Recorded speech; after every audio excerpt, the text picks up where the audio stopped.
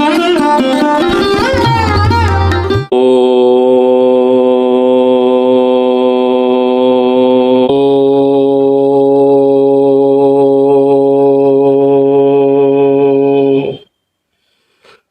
के कृष्ण रूपाय राधा रूप शिवाय च सर्व क्लेश विनाशाय श्री कृष्णाय वयं नुमः। कामख्यां कामदां श्यामां कामरूपां मनोरमां ईश्वरीं त्वामहं वन्दे दुर्गा दुर्गतिनाशिनीं परब्रह्म स्वरूपांश वेदगर्भ जगन्मयी शरण्ये त्वामहं वन्दे दुर्गा दुर्गतिनाशिनीं।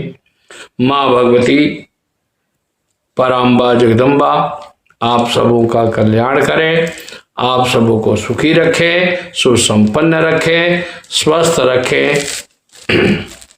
सबसे बड़ी चीज ये है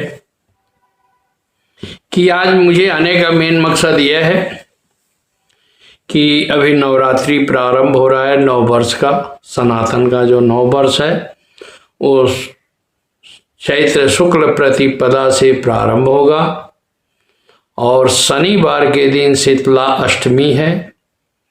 अमावस्या भी जो होगा वो शनि भारी अमावस्या होगा, खास करके उस दिन माँ काली का और भगवान शनि महाराज का भी पूजा बहुत ही सराहनीय और बहुत उपयोगी होता है। खास करके इस नवरात्रि में मैं आपको एक चीज बता दूं कि खास करके शनिवार के दिन जो चैत्र का अमावस्या होगा, ये जो वर्ष समाप्ति होगा, उस दिन पंचग्रही योग भी बन रहा है, जिसमें सूर्य भी होंगे, राहु भी होंगे, शुक्र भी होंगे, बुध भी होंगे। तो सूर्य के साथ राहु ग्रहण योग बना देते हैं। खास करके मीन राशि पर जो है सो ये प्रयोग होगा। मीन का मतलब ये है कि जिसका 2 अक्षर से नाम हो, देवंदर है, दिवेश है, क्योंकि शेषो दादी पूर्व भात पद, दूथा झाया उत्तर भात पद, दे दो चाची रेवती 4 अक्षर में भी आता है। वो जो है सो रेवती नक्षत्र होगा और मीन राशि होगा। अब देखिए कि खास करके आपका मन अशांत रह रहा है, जिसका मीन राशि है, मीन राशि का खास करके बालिक बृहस्पति होता है। तो बृहस्पति के घर में शुक्र बैठेंगे और वहां से चौथे घर में बैठेंगे बृहस्पति। तो जिसका मीन राशि है उसका पेट संबंधी दिक्कत आ सकती है जीवन में, खास करके इस वर्ष में 27 जुलाई तक।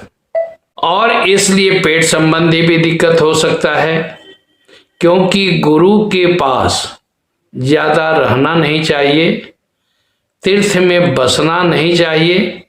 जाइए गुरु के शरण में आशीर्वाद लीजिए, आशीर्वाद लेकर के चला जाइए। तो शुक्र महाराज जी तो सबके सामने, सूर्य के सामने सभी ग्रह अस्त होते हैं।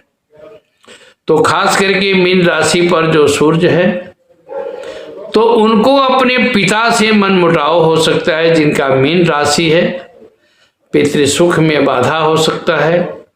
कारोबार के मामले में भी कई बार अड़चने आ सकती है। उसके लिए खास करके बृहस्पति का पूजा, लक्ष्मी नारायण का पूजा आपके लिए जीवन में अनिवार्य होता है। और इस नवरात्रि में जो मैं आपको कहा साधना के लिए, क्योंकि आगामी वर्ष जो है उसमें राजा भी सूर्य है और मंत्री भी सूर्य है।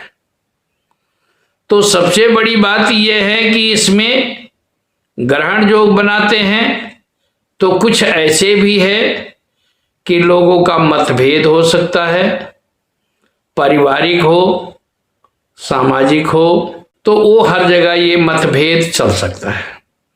इसलिए इसको सावधानी हर आदमी को बरतना चाहिए, खास करके जो मीन राशि वाले हैं, क्योंकि उनका ब्राह्मण वर्ण होता है, विप्रवर्ण है।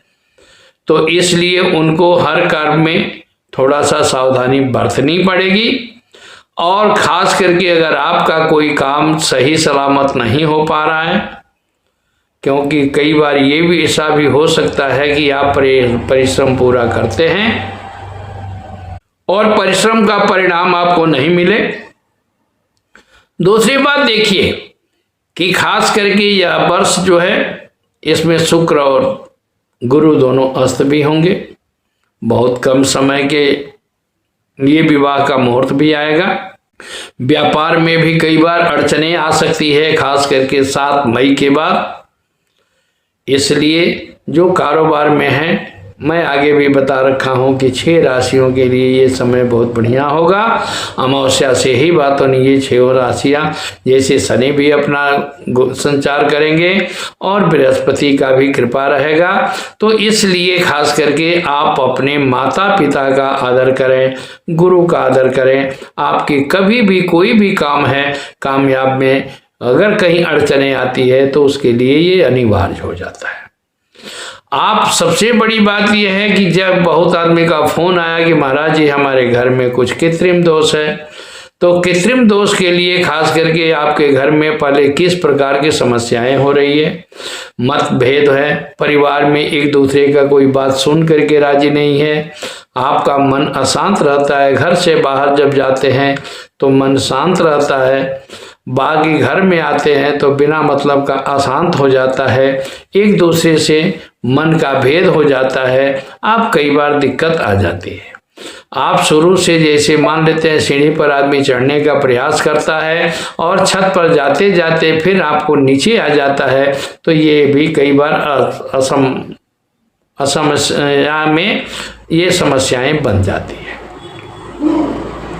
आप किसी को कुछ कहते हैं तो अभी उस बात को सुन करके बहुत आदमी जो है सो उसका विपक्ष में बात आ जाता है। आप चाहे कितना हो हित का बात करें, उसमें कई बार दिक्कत आ जाती है। तो इसके लिए खास करके मैं आपको सलाह दूंगा कि यह नवरात्रि जो आ रहा है तो सूर्य का है। खास करके हर जगह समय माँ भगवती दुर्गा सप्तशती का पाठ भी लोग करते हैं, दुर्गा आराधना भी करते हैं। लेकिन मैं आपको एक चीज बार कहूंगा कि इस बार क्योंकि प्रारंभ हो रहा है रविवार से, तो कहा गया है कि शनि भौमम आरभेत, कोई भी अनुष्ठान है शनिवार मंगलवार से जो प्रारंभ होता है उसका बहुत बड़ा महत्वपूर्ण होता है। लेकिन इस बार मैं कहूँगा कि अगर बाई चांस जो हनुमान चालीसा का पाठ करते हैं वो हनुमान चालीसा का, हनुमान जी का आराधना ज़्यादा महत्वपूर्ण हो जाएगा।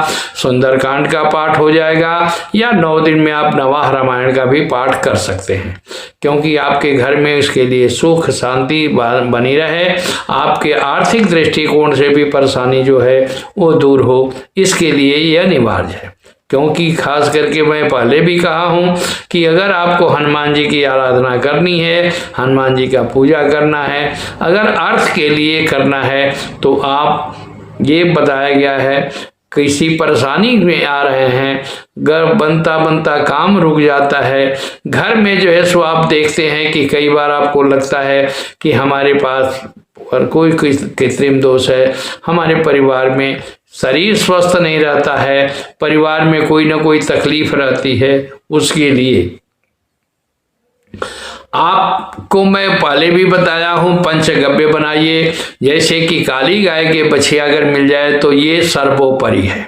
अगर काली गाय का बछिया नहीं मिलता है तो किसी भी गाय का बछिया हो, तत्काल में उसका जो है सो गोबर लीजिए आधा चम्मच, 1 चम्मच उसका गौमूत्र लीजिए। ये 2 कंपल्सरी है बछिया के लिए।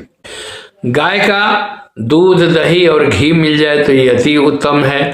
तो आप जैसे कि आधा चम्मच अगर गोबर लेते हैं, 1 चम्मच गौमूत्र लीजिए, 2 चम्मच घी लीजिए, 4 चम्मच दही लीजिए और 8 चम्मच जो है सो दूध लीजिए। ये सबको बातन एक में मिलाइए और मिला करके गायत्री मंत्र का जाप करिए 108 बार। उसमें हो सके तो 1 तुलसी पत्ता भी डाल लीजिए और उस जल को गंगा जल है तो गंगा जल थोड़ा डाल करके उसको पतला कर लीजिए और घर में छिड़काव करिए और परिवार के सभी लोग पान करें। आपको जो है सो ये जीवन में बहुत ही फायदा करेगा। अगर आपको ऐसा नहीं लगता है तो आप हमसे संपर्क कर सकते हैं। जय माँ भगवती, जय माँ कामाख्या। आप सबों का कल्याण हो, आप सब सुखी रखें, सुसंपन्न रहें। नवरात्रि का जो है सो प्रयोग मैं बताऊंगा खास करके आपको जो है सो अष्टमी के बाद, तो इसलिए आप लोग संपर्क भी कर सकते हैं। आप यथासाध्य हम आपको सलाह देंगे। साधना के लिए भी इस वर्ष जो है सो बहुत बड़ा महत्वपूर्ण है। आप देवी का साधना करें, काली का साधना करें, उग्र साधना कर कोई भी है वो सर्वोपरि माना जा सकता है। आप इसमें कर सकते हैं और आपके परिवार में सुख समृद्धि शांति बनी रहे। मैं माँ भगवती से ये सदा प्रार्थना करूंगा। आप सब सुखी रहें, सुसंपन्न रहे। धन्यवाद। जय माँ भगवती, जय माँ परम्बा, जय माँ जगदम्बा।